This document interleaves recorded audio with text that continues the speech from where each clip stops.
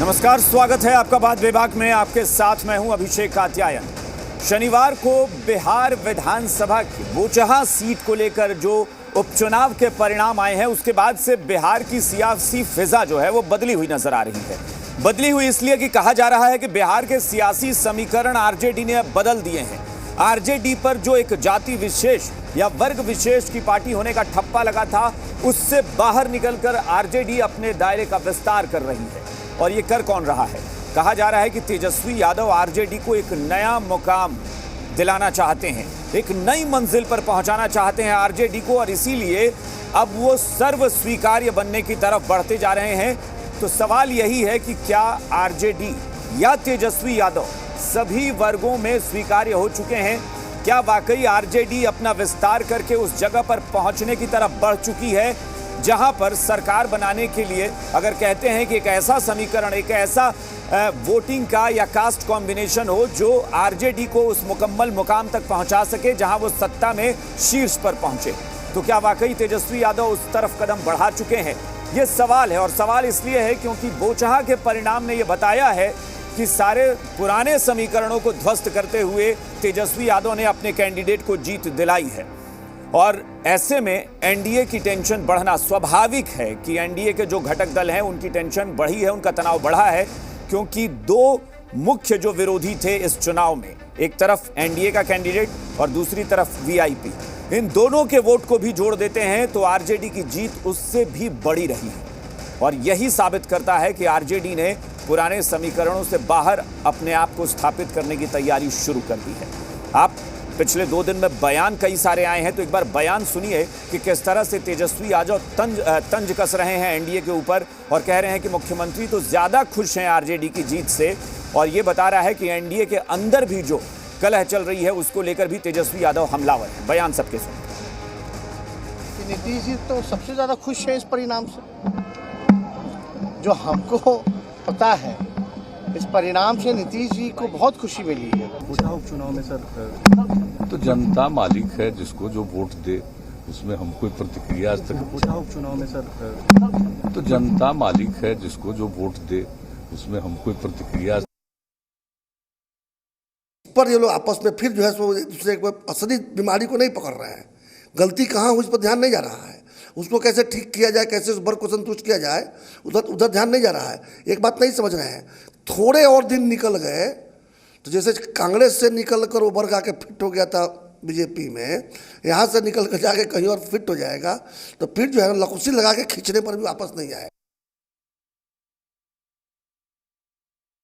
अगर ए to Z का समर्थन नहीं मिला होता तो ये मार्जिन कहाँ से आता? तरह तरह के मंतव्य आने लगे। तो इसके पहले जब कुशेश्वर स्थान और तारापुर में हार हुई थी, उसके नतीजे क्या हैं? तेजस्वी जी का विचार है कि पार्टी ए टू जेड बने, लेकिन उस विचारधारा में उसका कर्तव्य भी देखा जाता है। अब आने वाले विधानसभा चुनाव, आने वाले लोकसभा चुनाव में वो प्रोपोर्शनेट उनका सीट का देखा जाएगा, तब ये कहा जा सकता है कि पार्टी ए टू जेड हो गई। हम जिस उपचुनाव में हारते हैं उसका अगला जो विधानसभा का जो पूर्ण विधानसभा का चुनाव होता है उसमें भारी बहुमत से भारतीय जनता पार्टी और एनडीए जीतती है। और चर्चा के लिए जो मेहमान हमारे साथ जुड़े हैं उनसे आपका परिचय कराते हैं। बिहार बीजेपी के प्रवक्ता प्रेम रंजन पटेल हमारे साथ हैं। इसके अलावा जेडीयू की तरफ से पार्टी के प्रवक्ता अरविंद निषाद हमारे साथ जुड़े हैं। मुख्य विपक्षी दल आरजेडी से पार्टी के प्रवक्ता शक्ति यादव हैं और कांग्रेस के नेता आनंद माधव हमारे साथ जुड़े हैं। इसके अलावा राजनीतिक विश्लेषक डॉक्टर संजय कुमार हमारे साथ हैं। आप सबका बहुत बहुत स्वागत है। शुरुआत शक्ति यादव जी आपसे ही करते हैं। एक बड़ी जीत मिली है बोचहा में, और यह जीत इसलिए भी सिर्फ एक विधानसभा क्षेत्र तक सीमित नहीं है, क्योंकि इस जीत के मायने बड़े हो जाते हैं जब यह बताया जा रहा है और यह समीकरण निकल कर आ रहा है कि आरजेडी ने जातीय दीवार को तोड़कर इस बार वोट हासिल किया। एनडीए संयुक्त तौर पर कैंडिडेट उतार रहा था। आपके लिए चुनौती थी कि कांग्रेस अलग, वीआईपी अलग, आप अलग, और ऐसे में मुश्किल थी, तब भी यह बड़ी जीत मिली है। क्या वाकई आरजेडी ए टू जेड की जो बात कर रही है, क्या तेजस्वी यादव उस परिकल्पना को साकार करने का प्रयास शुरू कर चुके हैं या उसमें सफलता पा रहे हैं? अभिषेक जी, बोचहा की महान जनता ने जो मुहर लगाई है और प्रचंड जो जीत दी है, उसके लिए तो साधुवाद और आभार प्रकट बोचहा की जनता को। और सबसे बड़ी बात है कि जब हम चले हैं समावेशी विकास नीतियों को लेकर के, प्रगतिवादी और समावेशी विकास नीतियां, समावेशी नीतियां जब अंगीकारता आवाम में बढ़ती है तो वोटों में जो तब्दीलियां होती है उसका ये प्रकटीकरण है। हम किसी पर हम टिप्पणी करने के बजाय हम वहां चले हैं कि सबका सरोकार और सबका सहयोग हमारे लिए हर हाल में जरूरी है। और मैं इस जीत को खुशी से ज़्यादा चुनौती के रूप में लेता हूं कि जिन वर्गों ने, जिन धर्मों ने, सभी धर्म और सभी वर्ग के लोगों ने जो विश्वास किया है उस विश्वास पर खरा उतर करके हमें आगे बढ़नी है। कुछ लोग अतीत में हुए चुनाव का भी हवाला देते हैं। याद करिए, तारापुर में अकेले राजद 44% से अधिक मत प्राप्त हुआ, एक सिंगल पार्टी देश में जिसको 44% वहां हमको वोट मिला। और जब हम चले हैं तो निश्चित तौर पर प्रगतिवादी और समावेशी नीतियों को हम स्थापित करके चले हैं, और जिसमें सभी वर्ग, सभी धर्म, औरत, मर्द, युवा और युवती, सबका सहयोग नहीं, और ये सबका जो आप बात विश्वास कर रहे हैं ये मैं भी जरूरी है। मानता हूं, जब A to क्योंकि Z जो की आपके परिकल्पना विरोधी हैं वो करते कह रहे हैं तारापुर और कुशेश्वर स्थान को, लेकिन वहां पर आरजेडी की उतनी बड़ी हार नहीं हुई थी जहां एनडीए को इतनी बड़ी हार बोचहा में मिली है। मैं यही बात कहना चाहता हूं, मैंने शब्दों में सिर्फ कहा कि 44% मत प्राप्त हुए और तारापुर में, और हमारी जो हार हुई, हम उस हार को मैंने स्वीकारा। उसमें किस तरह की हार हुई पूरा बिहार जानता है, यह बताने की जरूरत। लेकिन कोई भी चीजें एक दिन में स्थापित नहीं होते अभिषेक जी। हम जिस बात को लेकर के चले, हम हार जीत से ज्यादा, अब एक बात उदाहरण देना चाहूंगा कि गांव में अगर किसी से खान पान बंद हो जाए और जब खान पान शुरुआत हो जाती है तो फिर वो बाधाएं मिट जाती है। अच्छा, मैं एक सवाल और पूछूं, क्योंकि बहुत सारे उसमें बहुत सारे आगे बढ़ता है, बहुत सारे सवाल हैं। मैं चाहूंगा कि बीच में उसमें जोड़ देता हूं बहुत संक्षेप में, क्योंकि और लोगों से भी रिएक्शन मैं लूं कि शक्ति यादव जी ये भी कई बार कह रहे हैं, बहुत सारे लोग, खासतौर पर आपके विरोधी, कि ये कोई ऐसा नहीं है कि समीकरण पूरी तरह बदल गया और भविष्य में ऐसा रहेगा। ये तात्कालिक रिएक्शन एक जनता का हो सकता है कि सरकार से किसी बात को लेकर नाराजगी हो, या जेडीयू और बीजेपी के बीच जो कॉन्फ्लिक्ट चल रहा है उसकी वजह से ऐसा हो गया हो। तो ये क्या तात्कालिक रिएक्शन है, या आपको लगता है कि नहीं वाकई समीकरण बदलने लगे हैं? देखिए, और नजरिया अपना अपना, जो लोग तत्कालिक समझते हैं, जो दीर्घकालीन समझते हैं, दोनों बातें अलग अलग है। मैं इसे दीर्घकालीन के रूप में लेता हूं, और इसलिए लेता हूं कि मैं इसे चुनौती के रूप में स्वीकारा है। मैं कोई हर्षित बहुत नहीं हूं, क्योंकि ये जिम्मेदारी है और ये हमारे लिए चुनौती है, इस पर खरा उतरना है। और एक बात मैं बताता हूं कि जब समाज में परसेप्शन बन जाता है कि कोई थका हुआ मुख्यमंत्री है जिससे न कानून व्यवस्था संभल रहा हो, न पूरी अराजकता की जो स्थिति है शासन के अंदर में, बेरोजगारी से लेकर के महंगाई, चाहे वो आपको स्वास्थ्य का सेवा का हाल हो या शिक्षा की बदहाली हो, ये सारे सवालात कहीं न कहीं मुंह बाए खड़ा है समाज के बीच में। यह कोई पार्टी का नहीं, आवाम का सवाल है। यानी सरकार के विरोध में बहुत सारे मुद्दे भी थे और आपके लिए सर्वस्वीकार्यता वाली स्थिति थी जो आपको लग रहा है। यह भी हमारी है जी। एक बार पटेल साहब के पास चलते हैं। पटेल साहब, नहीं, ये दो बात, एक सेकंड, नहीं, एक कह करके मत निकलिए प्लीज, एक कह करके नहीं। हमने जो बातें की, हमने सबकी बात की, हमने बेरोजगारी की ही बात की, लाचारी पलायन की ही बात की, और सभी वर्ग और सभी धर्म के तो हम तो वही कह रहे हैं ना कि यानी सरकार के विरोध में बहुत सारे मुद्दे भी थे जो आप कह रहे हैं, और आरजेडी के लिए सभी वर्गों का वोट भी था। हम दोनों बात को लेकर चल रहे हैं कि ऐसी बात थी, यानी आपने जन सरोकार के मुद्दे उठाए, आपका कहना। कल्पना आप लगातार, आप देखिए अभिषेक जी, लगातार बोलिएगा तो फिर हमारी बात पीपुल में नहीं जाएगा। हमारा कहना सिर्फ यही है ना, इस बात को समझ लीजिए। हमने कहा कि अगर हम हर राउंड में और हर बूथों पर अगर हम लीड करते हैं तो स्वाभाविक तौर पर हर वर्गों का सम्मान, हर वर्गों का मत हमें प्राप्त हुआ। पटेल साहब, अभी बीजेपी का जो दावा हमने सुना, और बीजेपी जो कह रही है कि ये हमारी हार नहीं है, एक सिंपैथी वोट था जो आरजेडी के लिए चला गया, अमर पासवान के लिए। भाई इतने बड़े राजनीतिक धुरंधर, ये तो बात करनी चाहिए। एक मिनट शक्ति, ये बात तो करनी चाहिए अतीत वाली जीत से भी। शक्ति जी, एक मिनट, अतीत वाली जीत को ही करनी चाहिए। शक्ति जी, मैं जरा उन लोगों से भी रिएक्शन ले लूं। शक्ति जी की बात क्यों, उन लोगों से भी रिएक्शन ले लूं। पटेल साहब, ये अगर इतने बड़े राजनीतिक धुरंधर जिस पार्टी में बैठे हो, और आप लोग कहते हैं कि देश की और दुनिया की सबसे बड़ी पार्टी है, तो वो सियासी पंडित आपकी पार्टी के जो बैठे थे धुरंधर, क्या वो इस चीज को पहले नहीं समझ पाए थे कि अमर पासवान के लिए सिंपैथी वोट होगा? हार जाने के बाद आपको एक बहाना मिल गया कि अमर पासवान के लिए वोट था, तो भाई आप ही कैंडिडेट बना देते। किसने मना किया था? नहीं, अभिषेक जी हाँ। देखिए, किसी एक चुनाव से पूरे जो है से राज्य का आकलन किया जा सकता है, पूरे समीकरण का ये एक आकलन चुनाव किया में जा नहीं मान सकता रहा है। ये एक चुनाव में नहीं है। मान रहा। आप ये देखिए एमएलसी एक चुनाव को आप देखिए, सुनिए, एमएलसी चुनाव में आप अपनी जीत के दावे कर रहे हो, लेकिन आरजेडी ने एमएलसी चुनाव में बेहतर प्रदर्शन किया पिछले बार से।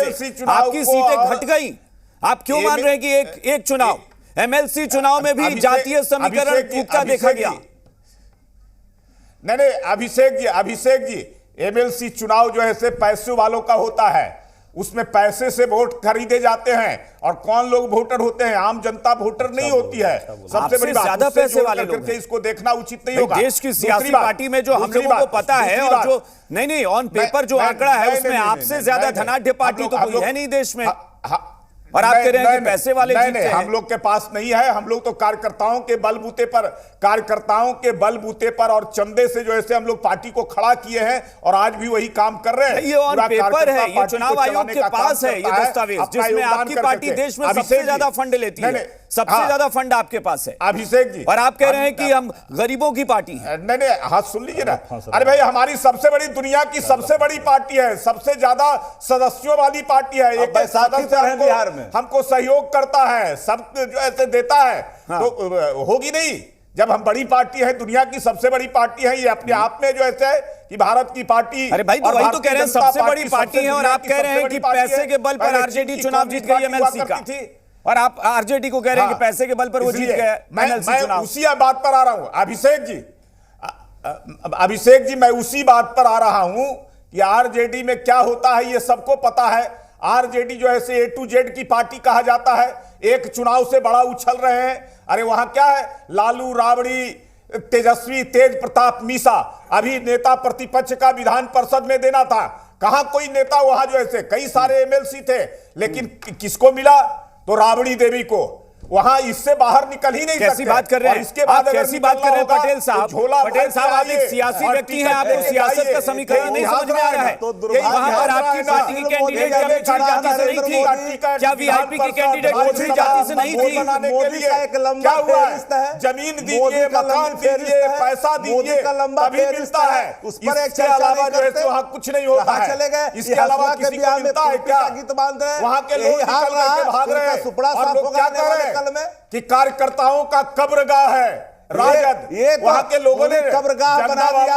अध्यक्ष उनका बेटा निकल करके क्या बोला? तो पार्टी के सबसे कब्रगाह है, और अभी आरोप लगा है समाजवाद के वो लाइन है विधान को स्वीकार। अच्छा, शक्ति यादव जी, पटेल साहब, शक्ति यादव जी, कोई दूसरा कोई आरोप लगा रहा है? पटेल साहब, एक मिनट, एक एक करके प्लीज। अब अरविंद निषाद जी के पास चलते हैं। अरविंद निषाद जी, कैंडिडेट देखिए, कैंडिडेट अलग अलग मैं बात कर रहा हूं। वीआईपी का कैंडिडेट वो भी पिछड़ी जाति से, एनडीए का कैंडिडेट वो भी पिछड़ी जाति से, और आरजेडी का भी कैंडिडेट। और तब भी आरजेडी के कैंडिडेट को जब जीत मिली तो वो इतनी बड़ी जीत थी कि बाकी दोनों विरोधियों को जोड़ दिया जाए, कांग्रेस तो खैर चलिए, कांग्रेस को नोटा से भी कम वोट मिले, लेकिन उन दोनों को जोड़ दिया जाए फिर भी आरजेडी की एक बड़ी जीत थी। उसके बावजूद क्या आपको नहीं लगता है कि जातीय समीकरण को तोड़कर आरजेडी को वोटिंग हुई, चाहे वो एमएलसी चुनाव हो या फिर ये परिणाम हो? देखिए अभिषेक जी, बहुत गर्व के साथ राष्ट्रीय जनता दल के नेता Tejashwi ji A to Z होने की पार्टी का प्रचार कर रहे हैं। जिस विधान परिषद के चुनाव में सबसे ज्यादा टिकट यादव समाज को दिया गया था, 9 टिकट दिया गया था, लेकिन जीते एक।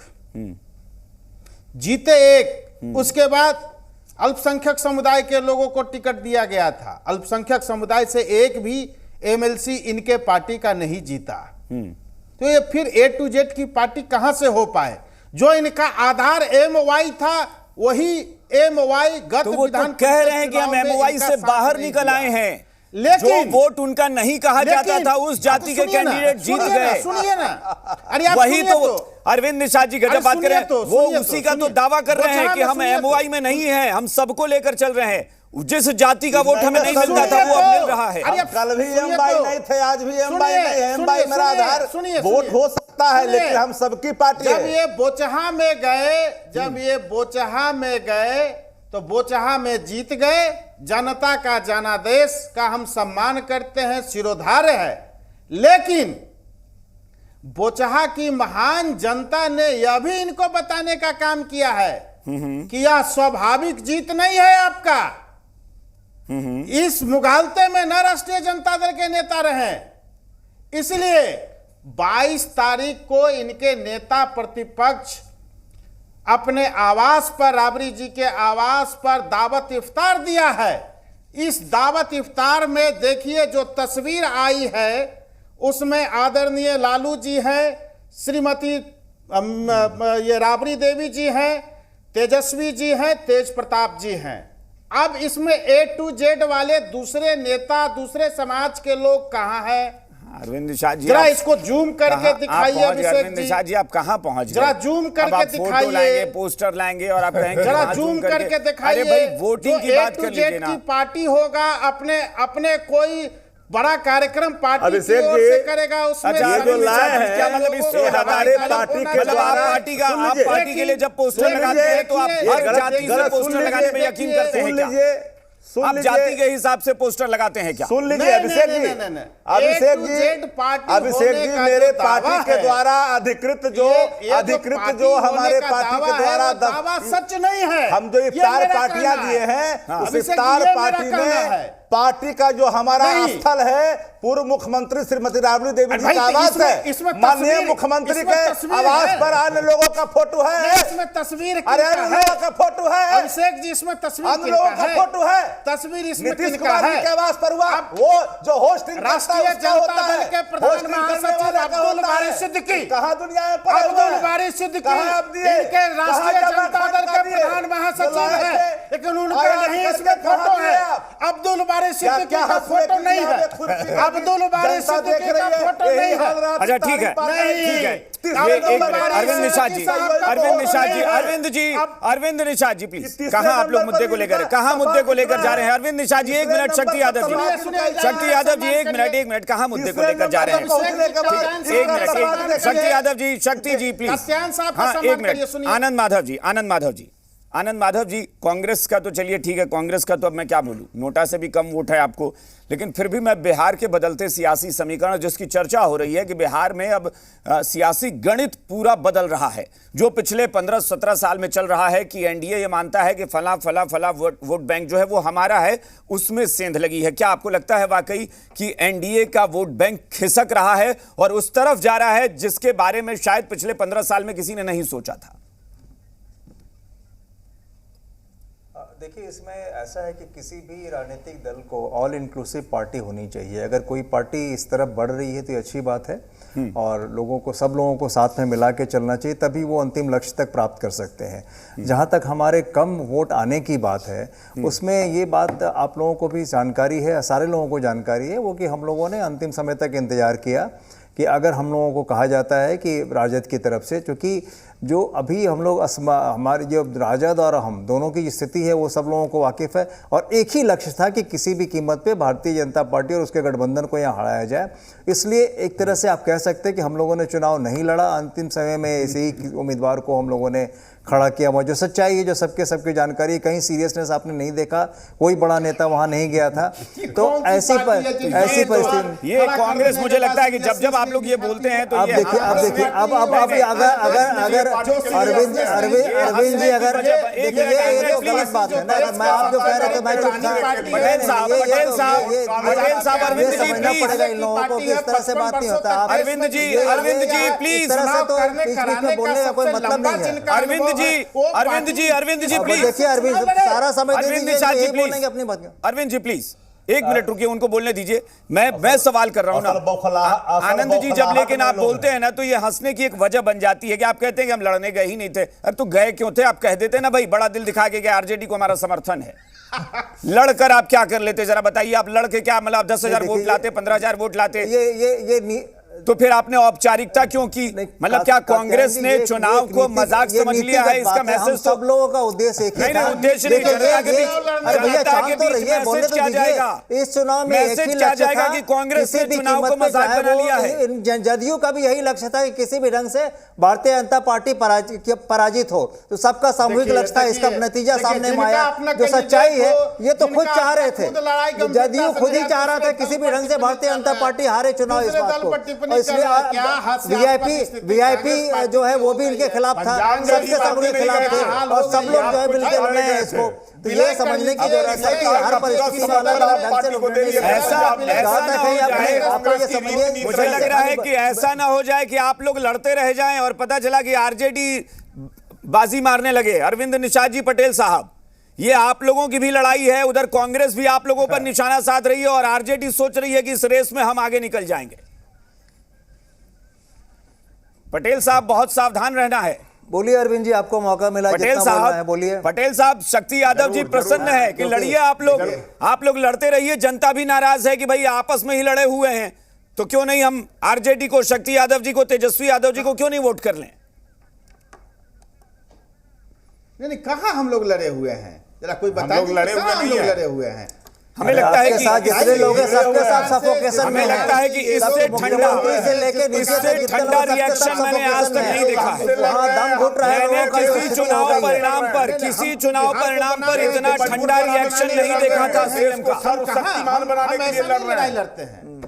इतना ठंडा रिएक्शन मुख्यमंत्री का हमने इससे पहले नहीं देखा था। जनता दल यूनाइटेड की लड़ाई, इसके से पूरा बिहार वाकिफ है, बल्कि पूरा देश वाकिफ है। आज अगर नेता प्रतिपक्ष ये कह रहे हैं कि जनता दल यूनाइटेड और मुख्यमंत्री सबसे ज्यादा खुश हैं, तो समझिए कि वो कितना बड़ा तंज कस रहे हैं आपके ऊपर। या आप लोगों को समझना होगा गिरेबान में झांकते हुए। नहीं, वो तंज नहीं। देखिए एक सीट जीतने से ज्यादा चहाने की आवश्यकता फिर एक सीट नहीं। अरविंद निषाद जी, ये आप अपनी पार्टी के लिए बोल सकते हैं, ये मुगालता है। एक सीट नहीं, एमएलसी चुनाव के समय से समीकरण बदलते नजर आए। संदेश दिया है कि जो कोई भी अभी ये जो वर्तमान व्यवस्था उसके खिलाफ खड़ा होगा उसको समर्थन मिलेगा। चलिए डॉक्टर संजय के पास चलते हैं। डॉक्टर संजय, आप विश्लेषक के तौर पर क्या देख रहे हैं?